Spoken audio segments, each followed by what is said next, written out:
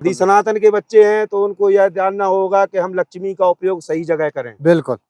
अनर्थ में उपयोग करेंगे तो निश्चित वही है, एक बार वैष्णव ने आपको आजाद करा दिया है, दोबारा आजादी मुश्किल होगी। रोगे मेरा दावा है इस बात का। और इस बार नागा नहीं लड़ेगा, नहीं लड़ेगा नागा। क्यों? क्योंकि आप मनमानी कर रहा है। दोस्तों हम जा रहे हैं भयानक पहाड़ियों से और देखो कैसे काट रखा है बिहारों ने, गजब वाला काट रखा है। वाह भयंकर। एक साइड में नदी चल रही है और एक साइड में हमारा पूरा चट्टान वाला पहाड़ है, बिल्कुल चट्टान नंगा पहाड़। और बिल्कुल सामने देखिए आप, पूरा रास्ता ऐसा ही है। और सुकमा की ओर जा रहे हैं, हालांकि जा नहीं पाएंगे सुकमा की ओर हम पूरा, क्योंकि आगे आईटीबीपी का चेक पोस्ट है जहाँ के लिए पास चाहिए आपको, और पास हमारे पास है नहीं। तो पर स्टिल जहाँ तक जा रही है रोड काफ़ी हमारे लिए तगड़ी लग रही है और एक साइड में पूरी नदी वदी चल रही है। तो भयंकर व्यू आ रहा है, मज़ा भी आ रहा है देखने में, थोड़ा डर भी लग रहा है गाड़ी चलाने में। भाई साहब रास्ते में, ऐसे रास्तों में गाड़ी चलाते हुए हम लोग, और खूबसूरती भी है इन पहाड़ों में, और लेकिन साथ ही साथ भयावह नज़ारे भी हैं, ये थोड़ा सा डराते भी हैं। तो कमज़ोर दिल वाले यहाँ ना आए, और जिसको यहाँ पे गाड़ी नहीं चलानी आती हो ना ही चलाएं। आपको एक ड्राइवर वगैरह हायर कर लें जो यहाँ पे चलाना जानता हो, क्योंकि यहाँ पे एक छोटी सी भूल आपको भारी पड़ सकती है। तो हमेशा शेर बनने की ज़रूरत नहीं होती। तो मेरा यही है अनुरोध लोगों से कि अगर आप कभी भी ऐसे रास्तों में आ रहे हैं, दिख ही रहे हैं आपको सामने से कैसी भयंकर टेरेन में हम लोग चल रहे हैं, और भयंकर टेरेन में अगर हम लोग चल रहे हों तो मतलब हमें ये ध्यान रखना चाहिए कि मतलब सबसे पहले तो पहाड़ों का संरक्षण, क्योंकि ऊपर से देखो चट्टान से पत्थर कभी भी गिर सकते हैं, आप देख ही रहे हो। तो मतलब हमेशा ये नहीं होना चाहिए कि भैया ये, क्योंकि रिस्क पे हम भी हैं, मतलब अभी कुछ आ सकता है छोटा बड़ा पत्थर, तो कोई बड़ी बात नहीं है। तो मतलब ये है कि स्टिल मतलब ध्यान से चलें, और बरसातों के समय तो बिल्कुल ही ना आए, है ना, क्योंकि उस टाइम पे मिट्टी और लूज़ हो जाती है तो छोटी छोटी चट्टान पत्थर गिर सकते हैं। तो हो सके तो चट्टान से थोड़ा साइड होके चलें, मतलब इवन आप अगर रॉन्ग साइड भी चल रहे हैं तो चल सकते हैं, अगर सामने से कोई ट्रैफिक नहीं है तो चट्टान से दूर होके ही चलें, फिर गिरे तो लेफ़्ट साइड में गिरे। तो एक छोटी छोटी एक वो टेक्निक्स होती हैं जो आप मतलब कहीं पे भी हाई एल्टीट्यूड में या कहीं पे भी ऐसी जगह पे चला रहे हैं जहाँ पे थोड़ा रिस्की जोन है, रोडें पतली हों, तो उन रोडों के लिए है। दोस्तों हिमालय घूमने के बाद और इतनी सुंदर सी सड़कों पे घूमने के बाद अब समय था हमारे बद्रीनाथ धाम में जाने का। और अब हम चले यहाँ से जोशीमठ, और जोशीमठ से जाएंगे हम श्री बद्री विशाल की ओर।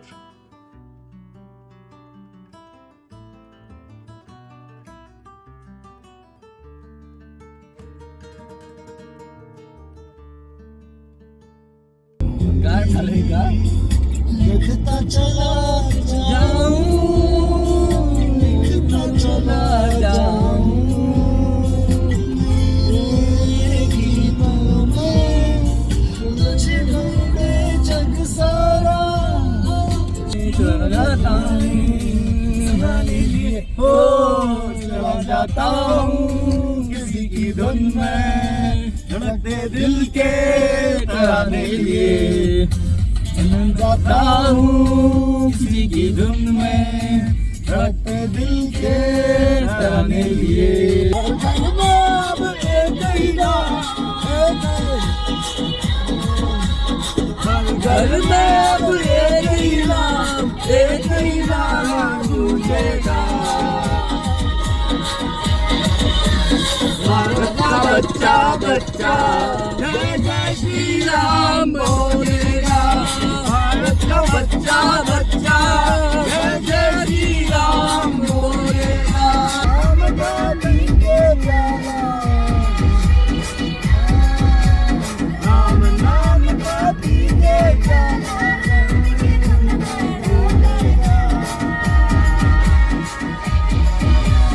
भारत का बच्चा बच्चा जय जय श्री राम आ चुके हैं जोशीमठ में और हमने यहाँ पर रूम लिया है बढ़िया सा अतिथि होम स्टे।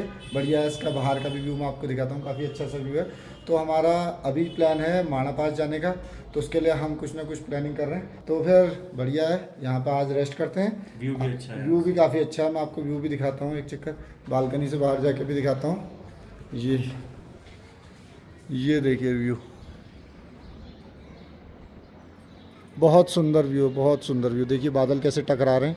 ये पूरा हमारा जोशीमठ शहर और ये हमारी बालकनी और बढ़िया फूल वगैरह।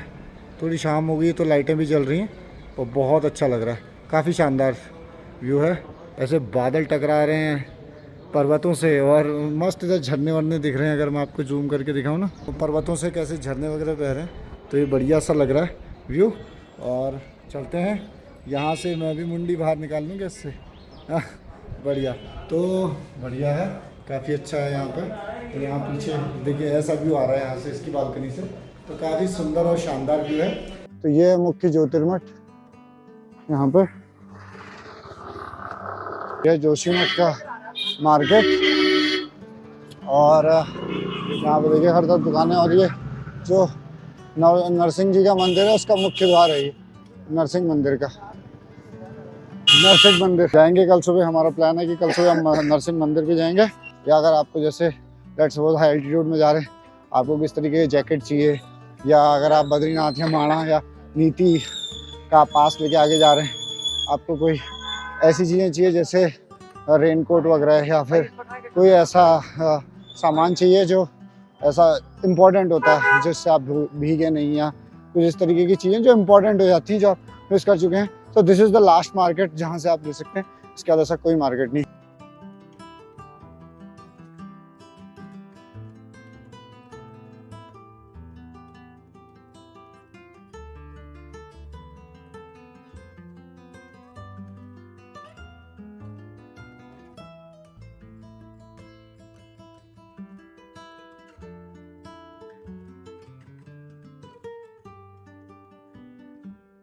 खाना रखा है, पनीर बहुत टेस्टी है, मैंने टेस्ट किया, और दाल मखनी भी अच्छी, बढ़िया भाई, बढ़िया खाना, एक नंबर, मजा आ गया। अब खाते हैं फिर निकलते हैं यहाँ से। अभी हम खड़े हैं नरसिंह मंदिर के सामने, जो आपको मेरे पीछे दिख रहा है ये है यहाँ का नरसिंह मंदिर जोशीमठ का। और यहाँ पर आके दर्शन कीजिए। ये जो मंदिर का आपको आर्किटेक्चर दिख रहा है, ये जो आर्किटेक्चर है ये है आज से 7 साल पुराना है। तो अभी हम 2025 में, तो 7 साल पुराना आर्किटेक्चर, जैसा पुराना मंदिर था उसी तर्ज पर बनाया गया है, पर इसका जीर्णोद्धार हुआ है 2018 में। पर ये जो मंदिर है, जो इसका इतिहास है, जो अंदर मूर्तियां हैं, वो आदि गुरु शंकराचार्य के समय की ही हैं, यानी 8वीं शताब्दी की। तो ये तब से ये मंदिर यहाँ पे विराजमान था। इसका जीर्णोद्धार हुआ 2018 में। और यहाँ पे आप आइए, यहाँ पर नरसिंह देवता की आप दर्शन कीजिए। यहाँ पे गोलू देवता, नरसिंह देवता मुख्य रूप से विराजमान हैं, और जो राम लक्ष्मण और सीता मैया भी हैं, और यहाँ पर चंडिका मैया भी हैं। बहुत कुछ जानने, सीखने, समझने का मौका ज़रूर मिलेगा। और साथ ही साथ में आपको ये भी समझना पड़ेगा कि ये जो मंदिर है ना, ये उच्च हिमालयी क्षेत्र में, अगर आपको दिखाऊंगा तो आसपास मंदिर के इधर अगर आप देखेंगे तो बर्फ़ वगैरह दिख रही है ऊपर पहाड़ों में। तो ये उच्च हिमालयी क्षेत्र है, तो यहाँ पे आराम से आएँ, ज़्यादा एक साथ भीड़ में ना आएँ, और ख़राब मौसम जब हो तो ना आएँ। और ये मंदिर जो है ना, ये 12 मास खुला रहता है। और जब 6 महीने के लिए बद्रीनाथ जी के कपाट बंद होते हैं, तो उस टाइम पे जो बद्रीनाथ जी की जो डोली है वो यहीं पे यानी हमारे नरसिंह मंदिर में विश्राम करती है। तो 6 महीने जो बद्रीनाथ जी की पूजा होती है नरसिंह मंदिर में ही होती है। दोस्तों, यहाँ का जोशीमठ का सबसे मुख्य और प्राथमिक मंदिर है, और हमें यहाँ पर आके बहुत अच्छा लगा, बहुत अच्छी अनुभूति भी हुई है। तो अब यहाँ से आगे को चलते हैं। दोस्तों, नरसिंह देवता के मंदिर के दर्शन के बाद हम चले थे ज्योतिर्मठ की ओर। ज्योतिर्मठ जो कि 4 मठों में से एक प्रमुख मठ है, और उत्तर दिशा में ये मठ है। आदि गुरु शंकराचार्य जी जब केरला के एर्नाकुलम से निकले थे, तो वहां से उन्होंने उत्तर, दक्षिण, पूर्व, पश्चिम चारों दिशाओं में मठों की स्थापना की थी। तो ये ज्योतिर्मठ जो है उत्तर दिशा की ओर सबसे पहला मठ है।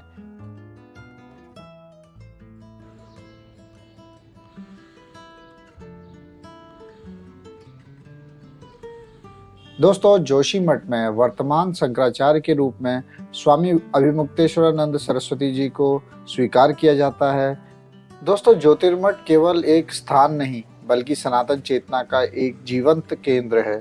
पुरानी गद्दी हो या नई व्यवस्था, लक्ष्य एक ही है, धर्म की रक्षा, और ज्ञान का प्रकाश।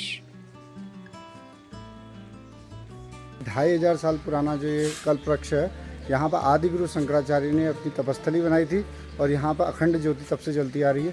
तो जो कि उधर पर दिख रही है उसकी मैं वीडियो अवश्य नहीं बनाऊंगा, पर जिस वृक्ष के नीचे हम खड़े हैं ये 2500 वर्ष पूर्व का वृक्ष है। ये देख सकते हैं, कल्प वृक्ष भी बोलते हैं इसको। ये देखिए, और इसके नीचे ये बनाया गया है।